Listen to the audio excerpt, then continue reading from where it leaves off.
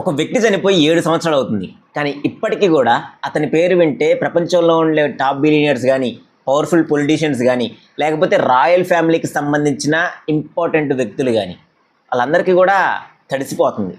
దానికి కారణం ఏమై ఉండొచ్చు అంటారు? ఎందుకంటే అతను చనిపోయాడు కానీ అతని దగ్గరున్న సీక్రెట్స్ మాత్రం ఇంకా బ్రతికే ఉన్నాయి. మామ, ఇది జస్ట్ నార్మల్ క్రైమ్ స్టోరీ అయితే కాదు. అసలు ప్రపంచంలో ఉండే టాప్ మోస్ట్ బిలియనర్స్కి, టాప్ మోస్ట్ పొలిటికల్ ఇన్ఫ్లుయెన్సర్స్కి వాళ్ళందరినీ కూడా భయపెట్టే ఒక గ్లోబల్ బ్లాక్మెయిల్ ఆపరేషన్. ఇప్పుడు ప్రజెంట్ ఇంటర్నెట్లో చూసుకుంటే మాత్రం వందల కొద్ది కాన్స్పిరసీ థియరీలు బయటకు వస్తున్నాయి. అలా చేశారు, ఇలా ఉన్నారు, షేప్ షిఫ్టింగ్ అంటున్నారు, ఏలియన్స్ అంటున్నారు, ఇంకా చాలా చెప్తున్నారు. కానీ ఈరోజు మనం కోర్ట్ రిలీజ్ చేసిన 100% వెరిఫైడ్ డాక్యుమెంట్ని బేస్ చేసుకొని మనం ఒక డార్క్ ట్రూత్ని బయటపెట్టబోతున్నాం. అసలు ఒక normal college drop out wall స్ట్రీట్లో పవర్ బ్రోకర్గా ఎలా ఎదిగాడు? అతని ప్రైవేట్ ఐలాండ్లో ఉన్న హిడెన్ కెమెరాస్ ఎవరి డార్కెస్ట్ సీక్రెట్స్ని రికార్డ్ చేశాయి. అండ్ మోస్ట్ ఇంపార్టెంట్లీ, ఇంత పెద్ద ఇంటర్నేషనల్ నెట్వర్క్ సిస్టమ్ని కొన్ని డికేడ్స్ పాటు ఎవరు కాపాడుకుంటూ వచ్చారు? ఇవన్నీ కూడా మనం ఈరోజు డీకోడ్ చేద్దాం. Welcome to మెట్వర్స్.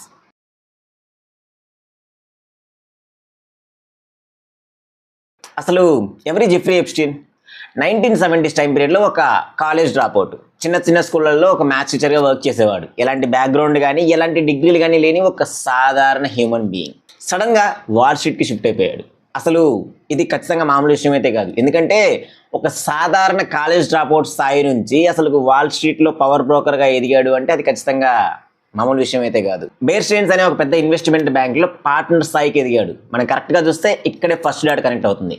అతని దగ్గర ఉన్న క్లయింట్స్ అందరూ కూడా బిలియనియర్స్, మల్టీ మిలియనియర్స్ ఉన్నారు. FBI records and financial investigation వాళ్ళ ప్రకారం చూసుకుంటే అతను చాలా మంది బిలియనియర్స్ దగ్గర మనీని మేనేజ్ చేసేవాళ్ళు అని చెప్పారు, ఎస్పెషల్గా లెస్ వెక్స్నర్ దగ్గర. కానీ ఇక్కడ అసలు మైండ్ బెండింగ్ ట్విస్ట్ ఏంటంటే అతని దగ్గర అసలు కనీసం డబ్బులు ఉండేవి కాదు కదా. అలాంటిది ఒక్కసారిగా ఇంత బిలియనియర్స్ దగ్గర, మల్టీ మిలియనియర్స్ దగ్గర కాంటాక్ట్స్ ఎలా వచ్చాయి?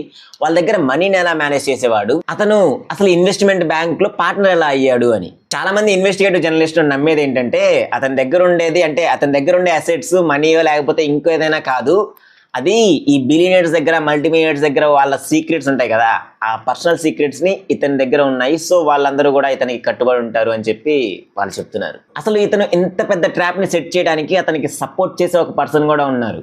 ఆవిడే జిస్లెయిన్ మ్యాక్స్వెల్. బిఫోర్ గోయింగ్ ఇన్ ఒక విషయం, మన ఛానల్లో వీడియోస్ అందరూ కూడా చూస్తున్నారు కానీ సబ్స్క్రైబ్ చేసుకోవట్లేదు.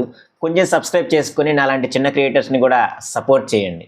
It means truly a lot to us. అంటే మాలాంటి చిన్న క్రియేటర్స్కి, నాలాగా ఇంకా ఎవరైనా యూట్యూబర్స్, చిన్న క్రియేటర్స్ ఉంటారు కదా, ఇప్పుడిప్పుడే ట్రై చేస్తున్న వాళ్ళకి కూడా కొంచెం సపోర్ట్ ఇవ్వండి. వాళ్ళకి కొంచెం మోటివేషన్ వచ్చినట్టుగా ఉంటుంది.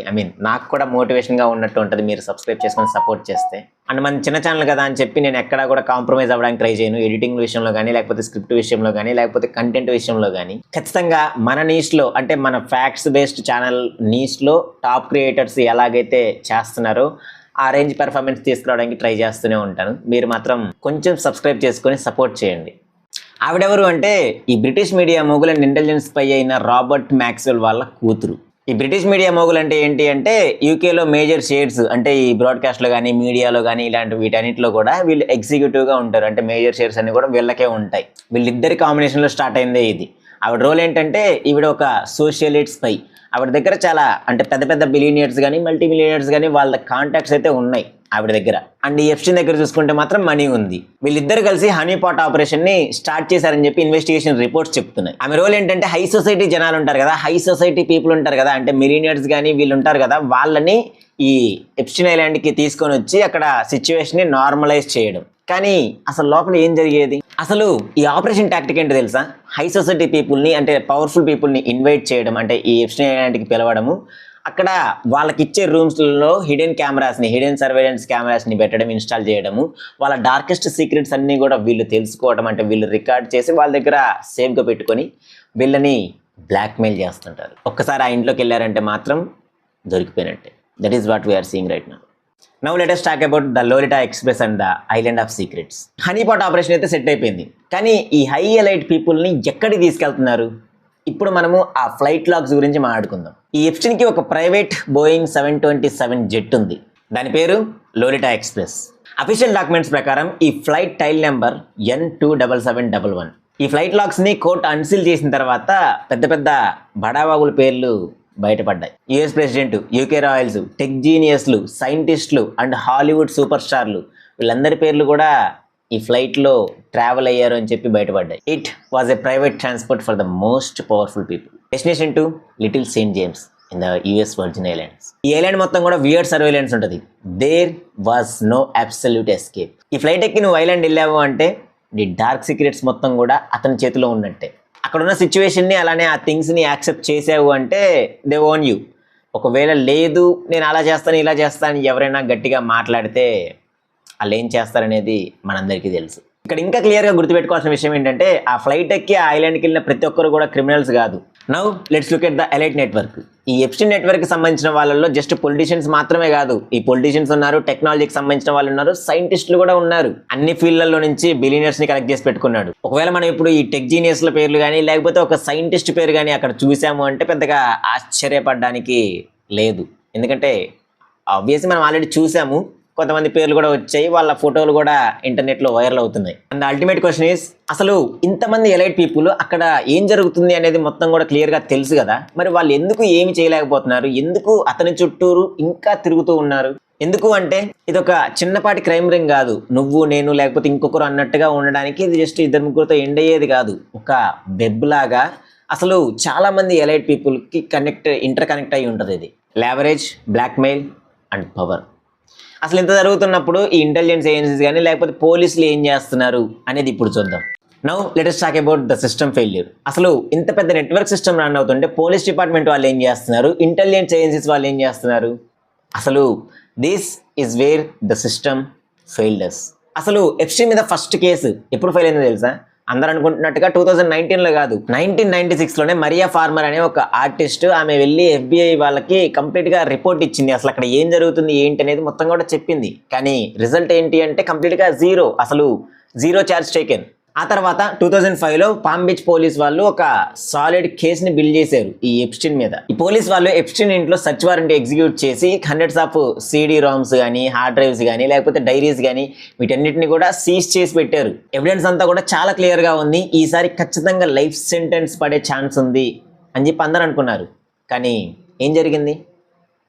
తర్వాత 2008లో ఫ్లోరిడా ప్రాసిక్యూటర్ అలెగ్జాండర్ అకోస్టా ఎప్స్టీన్కి ఒక మంచి ఆఫర్ లాంటి డీల్ ఇచ్చాడు. జస్ట్ ఒక 13 months జైలు, అది కూడా వర్క్ రిలీజ్ గ్రాంటెడ్. అంటే పగలంతా కూడా తన ఆఫీస్కి వెళ్ళి వర్క్ చేసుకోవచ్చు, రాత్రికి మాత్రం ఆ జైల్లోకి వచ్చి పడుకోవాలి. అసలు ఇది ఏ టైప్ ఆఫ్ పనిష్మెంట్ అనేది మనకేం అర్థం కావట్లేదు.